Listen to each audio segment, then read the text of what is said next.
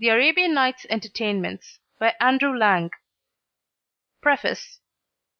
The stories in the fairy books have generally been such as old women in country places tell to their grandchildren.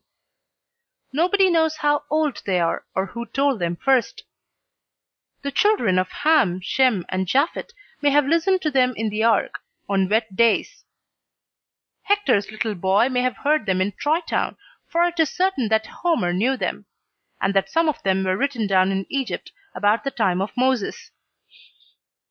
People in different countries tell them differently, but they are always the same stories, really, whether among little Zulus at the Cape or little Eskimo near the North Pole. The changes are only in matters of manners and customs, such as wearing clothes or not, meeting lions who talk in the warm countries, or talking bears in the cold countries. There are plenty of kings and queens in the fairy tales, just because long ago there were plenty of kings in the country. A gentleman, who would be a squire now, was a kind of king in Scotland in very old times, and the same in other places. These old stories, never forgotten, were taken down in writing in different ages, but mostly in this century, in all sorts of languages. These ancient stories are the contents of the fairy books. Now, the Arabian Nights, some of which, but not nearly all, are given in this volume, are only fairy tales of the East. The people of Asia, Arabia, and Persia told them in their own way, not for children, but for grown-up people. There were no novels then, nor any printed books, of course, but there were people whose profession it was to amuse men and women by telling tales. They dressed the fairy stories up and made the characters good Mohammedans living in Baghdad or India. The events were often supposed to happen in the reign of the great Caliph or ruler of the faithful, Harun al-Rashid, who lived in Baghdad in 786 to 808 AD. The vizir who accompanies the Caliph was also a real person of the great family of the Barmecides. He was put to death by the Caliph in a very cruel way, nobody ever knew why. The stories must have been told in their present shape a good long while after the Caliph died, when nobody knew very exactly what had really happened. At last some storyteller thought of writing down the tales and fixing them into a kind of framework, as if they had all been narrated to a cruel sultan by his wife. Probably the tales were written down about the time when Edward I was fighting Robert Bruce. But changes were made in them at different times, and a great deal that is very dull and stupid was put in, and plenty of verses. Neither the verses nor the dull pieces are given in this book.